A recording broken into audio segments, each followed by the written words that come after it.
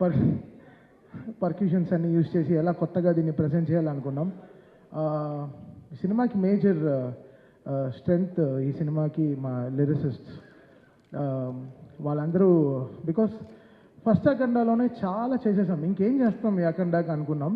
But Kalyan చక్రవర్తి గారు, నాగగురునాథ శర్మ గారు, కాశల శ్యామ్ గారు, వీళ్ళందరూ నిజంగా చాలా చాలా కష్టపడి ఒక్కొక్క సీన్కి పాటకి రాయడం వేరే, పాటలకి రాయడం వేరే, సీన్ చూస్తూ ఆ సీన్కి రాయడం చాలా చాలా ఇదేనమాట.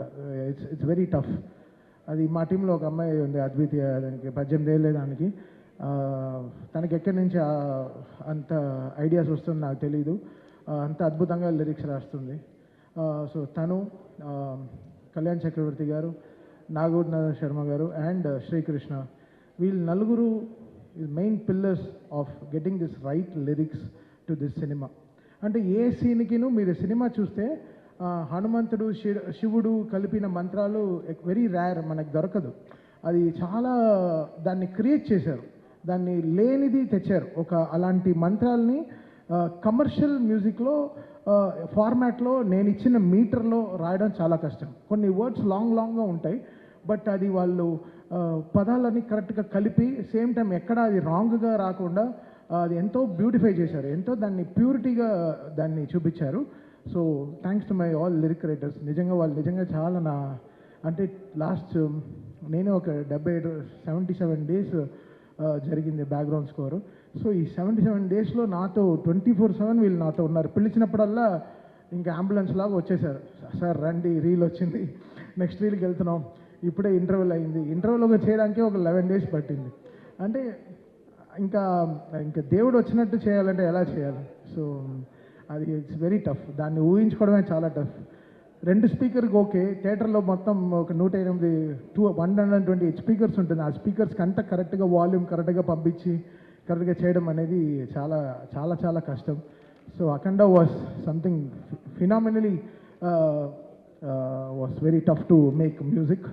అండ్ 9 పాటలు చేయడం, సో దాంట్లో జాజికాయ లాంటి ఒక కమర్షియల్ సాంగ్ చేయడం, అఖండ తాండవం అనే పాటలో కైలాష్కర్ గారు అండ్ శంకర్ మాధవన్ గారు పాడడం, సర్వేపల్లి సిస్టర్స్ గారు, సో వాళ్ళు రావడం, వాళ్ళు ఆన్ బోర్డ్ రావడం, దాని తర్వాత సౌందర్య ఐశ్వర్య సిస్టర్స్ వాళ్ళు రావడం, శ్రేయా ఘోషల్ గారు పాడడం, బ్రిజేష్ వాళ్ళు పాడడం.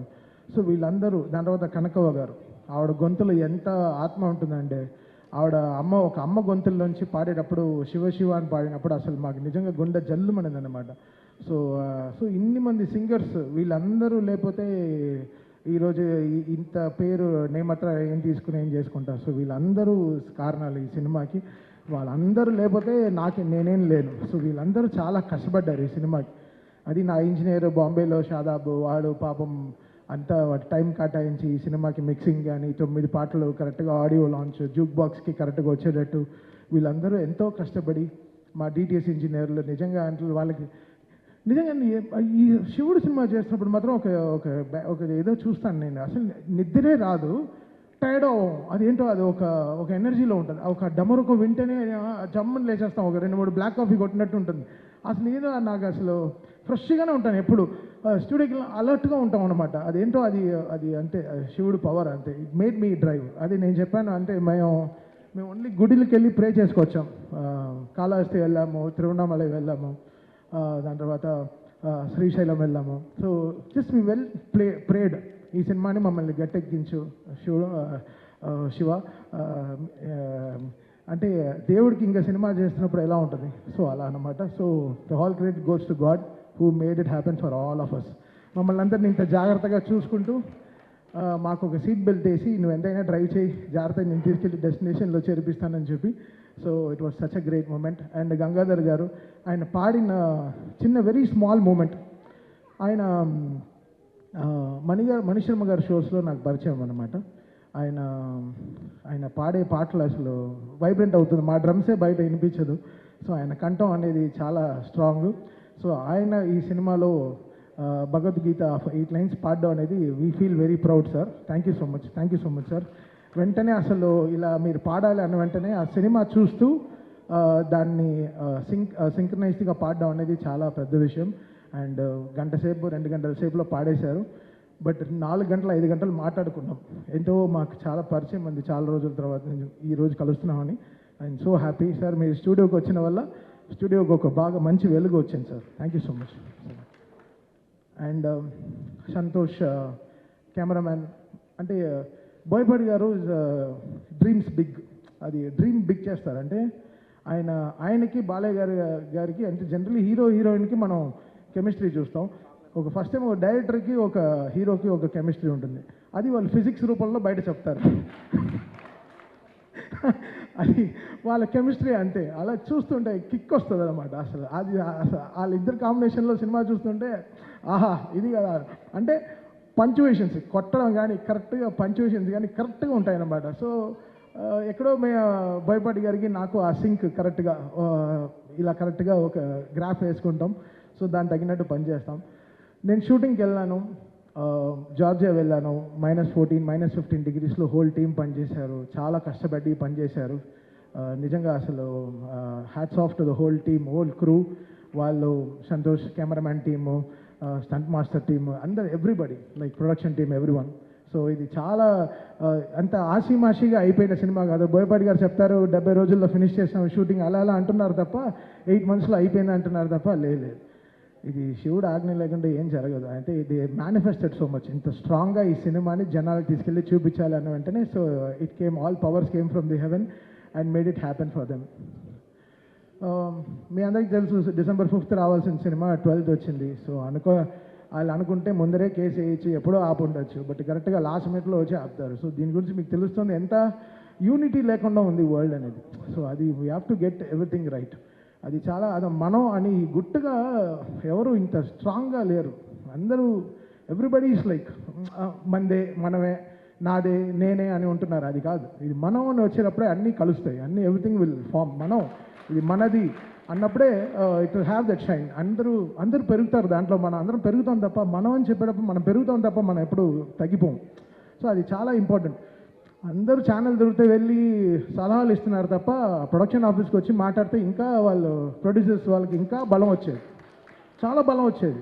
ఎందుకంటే ఎవరిని అడిగినా గోపి, రాము, కోటి గారు అంటే అందరూ చాలా మంచివాళ్ళండి, చాలా మంచివాళ్ళండి అంటారు. అప్పుడు ఎందుకు వాళ్ళ గురించి బయట తప్పుగా మాట్లాడాలి? వచ్చి ఆఫీస్కి రండి, కూర్చొని మాట్లాడి క్లోజ్ చేయండి. ఛానల్ మైక్ దొరికితే ఎక్కి మాట్లాడడం తప్పు కదా. అందరూ ఎక్కడికి వెళ్ళి ల్యాండ్ అవుతుంది అనేది చూడాలి. సో ఇండస్ట్రీలోనే ఒక యూనిటీ లేదు. మీరు అందరు కలిసి ఉండే సమయం వచ్చింది. ఈ పాటికి మీరు అందరూ చాలా గట్టిగా కూర్చుని ఒక సినిమా రిలీజ్ అవ్వాలంటే అందరూ కష్టపడి అందరం కలుస్తూనే ఒక సినిమా రిలీజ్ అవుతుంది.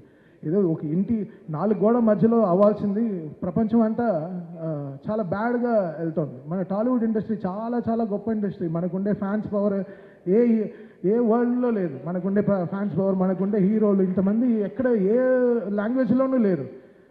బయట అంతా చాలా ఈర్ష. టాలీవుడ్ తెలుగు ఇండస్ట్రీ అంటే సూపర్ అని వాళ్ళకి చాలా ఈర్ష, చాలా పెద్ద దిష్టి తగిలింది మన తెలుగు ఇండస్ట్రీకి. యాక్చువల్గా బయట తెరిస్తే అసలు యూట్యూబ్ తెరిస్తే ఒకరిని తిట్టుకోవడం, ఇంకోటి తిట్టుకోవడం, చాలా నెగిటివిటీ అయిపోయింది. అది కాకుండా మనందరం కలిసి ఒక నిజంగా అందరం ఒక యూనిటీగా ఎవ్రీ సినిమా నా సినిమానే. ఇప్పుడు రేపు ఏ సినిమా రిలీజ్ అయినా నన్ను ట్వీట్ ఏమంటే వేస్తాను. నా సినిమాని, నా ఇండస్ట్రీని నేను సపోర్ట్ చేయకపోతే ఎవరు సపోర్ట్ చేస్తారు? ఇది మనది అనే టైం వచ్చేసింది. ఇంకా అందరూ కలిసి చక్కగా మాట్లాడుకుని ఒక యూనిటీగా వెళ్ళాల్సిన టైం వచ్చింది. So I request all everyone, ఎవరికైనా దెబ్బ తగిలితే వెళ్ళి బ్యాండేడ్ వేయండి. దానికి వెళ్ళి బ్యాండ్లా వాయించకండి బయటికి వెళ్ళి. అది చాలా తప్పు. అది మీరు ఆలోచించేదే తప్పు.